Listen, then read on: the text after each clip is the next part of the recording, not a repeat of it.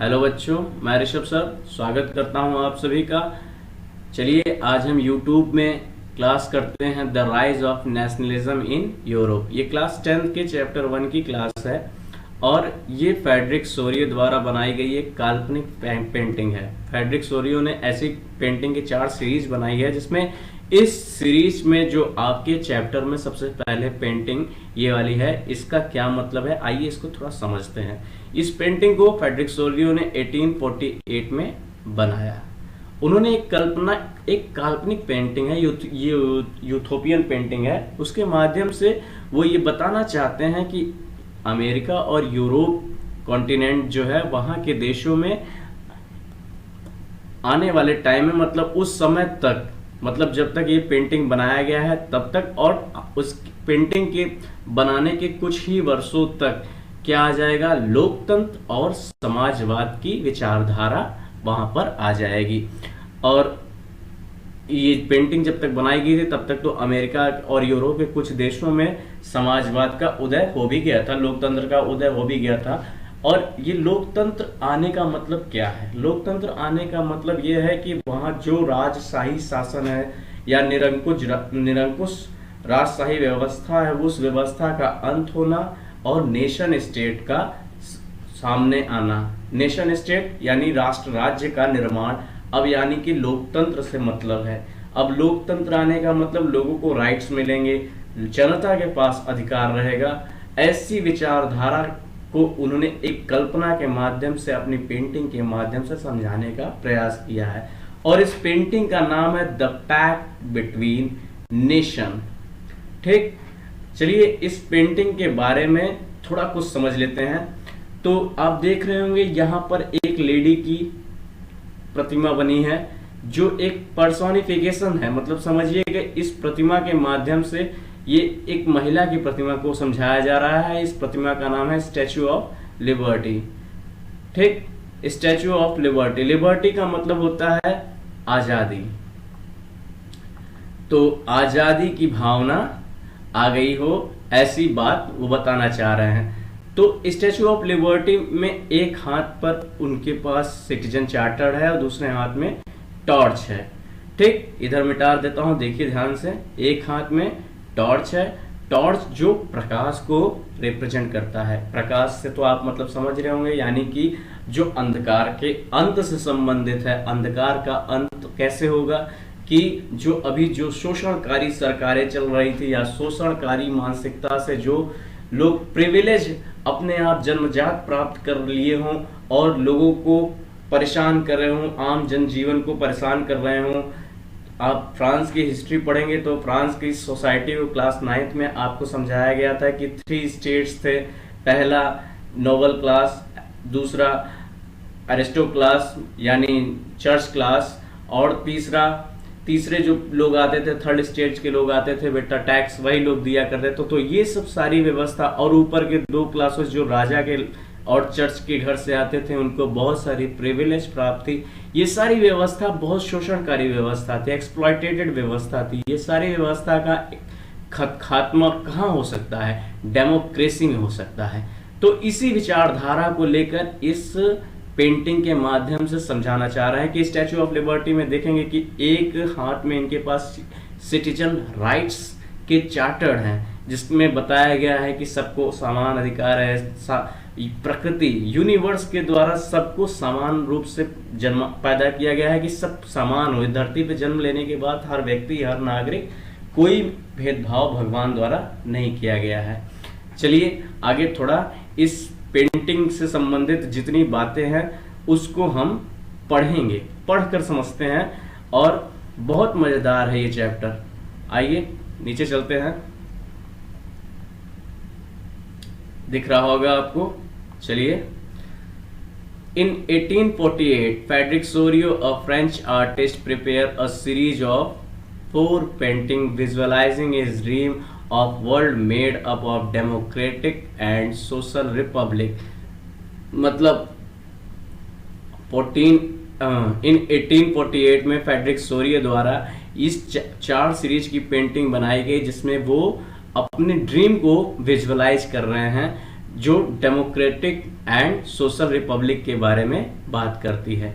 और ये first painting जिसकी चर्चा हो रही है of the series shows the people of Europe and American man and women of all ages and social classes marching along the train and offering the homage. Homage means होता है श्रद्धा, श्रद्धा दिखाना ही है, मतलब उस स्टैचू ऑफ लिबर्टी के प्रति social class, कोई भी मतलब सारे सोशल क्लास के लोग और हर एक एज के लोग आकर उसके सामने एक लंबी चेन की तरह मार्च कर रहे हैं और उसके प्रति अपनी श्रद्धा को दिखला रहे हैं।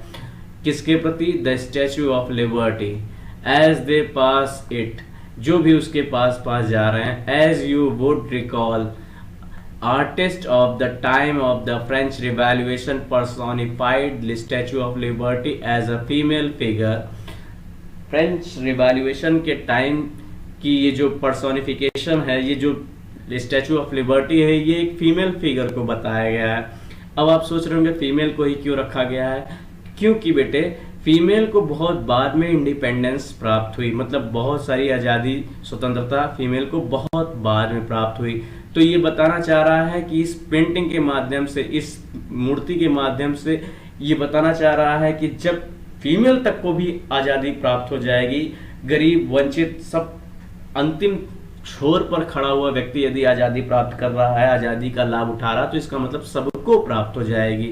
कहने का आशय कुछ ऐसा है। चलिए, here you can recognise the torch of enlightenment. एक हाथ में तो एनलाइटमेंट की टॉर्च है, and she wear in one hand the charter of the rights of a man in other hand. दूसरे हाथ में सिटीजन का राइट्स का चार्टर्ड है। On the earth of a foreground. Foreground का मतलब होता है अग्रभूमि, भूमि of the image lie in scattered remains of a symbol of absolute institutions। तो वहां उस मूर्ति के सामने जितनी उसकी अग्रभूमि है, जैसे ये आप क्षेत्र देख रहे हैं, यहाँ पर मोनार्की का कचरा जितने भी आ रहे हैं सब फेंके जा रहे हैं तोड़ तोड़ के, मतलब निरंकुश राजशाही तंत्र का जो ये कचरा है वो यहाँ आकर फेंका जा रहा है। इन सोरियो यूथोपियन, यूथोपियन का मतलब होता है काल्पनिक, काल्पनिक, ये एक काल्पनिक वर्जन है, ठीक। ये सोरियो की एक काल्पनिक वर्जन है। The people of the world are grouped as distinct nation. लोग अलग अलग नेशन के, अलग अलग दुनिया के अलग अलग जगह से आ रहे हैं और अपनी अपनी आइडेंटिफाई कर रहे हैं अपने आप को। जैसे आइडेंटिफाई कैसे हो रहा है, वो या तो उस देश का फ्लैग लिए हैं या तो उस देश का कॉस्ट्यूम पहने हुए हैं।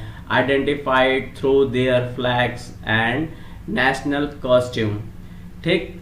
तो अपने फ्लैग के माध्यम से या नेशनल कॉस्ट्यूम के माध्यम से। Leading the procedures, processions, processions means होता है जुलूस, जुलूस को लीड कर रहे हैं। वे पास द स्टैचू ऑफ लिबर्टी, जो वहां स्टैचू ऑफ लिबर्टी से पास हो रही है जुलूस।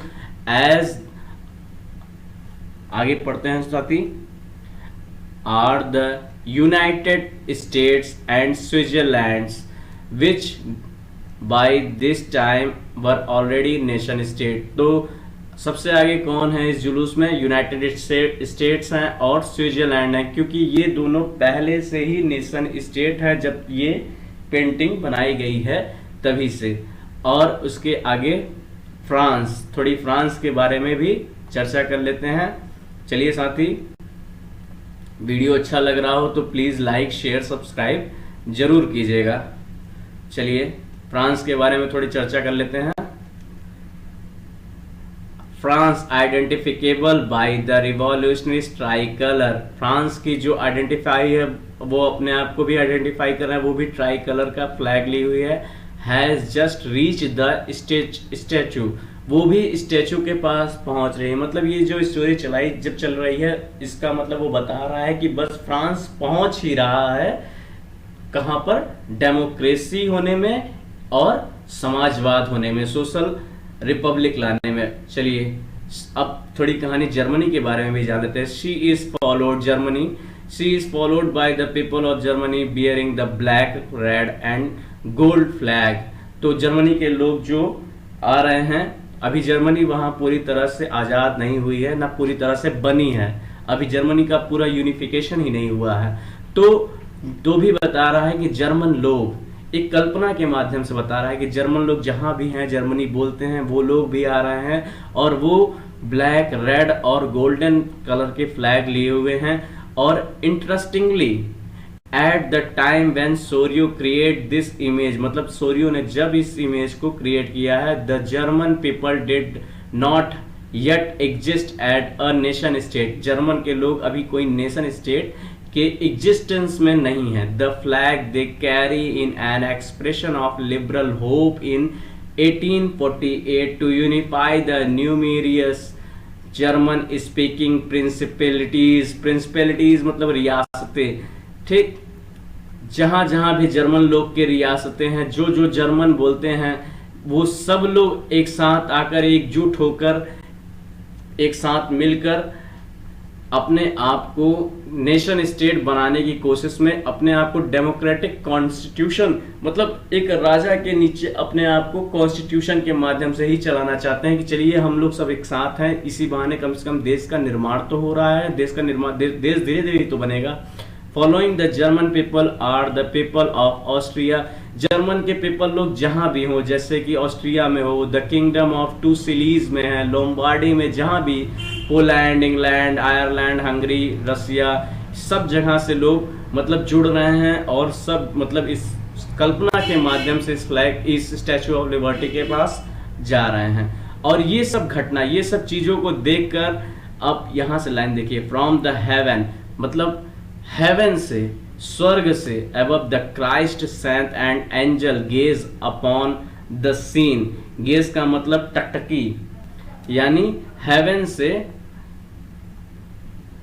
टकटकी, हेवन से क्राइस्ट और भी लोग, संत और भगवान के दूत लोग टकटकी लगाकर इस सीन को देख रहे हैं। And they have been used to be the artist to symbol of fraternity, fraternity मतलब होता है बेटा बंधुत्व या भाईचारा। तो इस भाईचारे की भावना को भगवान ऊपर से देख रहे हैं और खूब आशीर्वाद दे रहे हैं कि बस जैसे ही जल्दी ये बने। ऐसी ही कल्पना फ्रेडरिक सोरियो की है और यहीं तक ये पूरी कल्पना है। चलिए, वीडियो कैसा लगा? अगर अच्छा लगा हो तो प्लीज़ लाइक, शेयर, सब्सक्राइब जरूर कीजिएगा और नेक्स्ट वीडियो के लिए आपसे मिलते हैं नेक्स्ट वीडियो पे। चलिए, धन्यवाद साथी।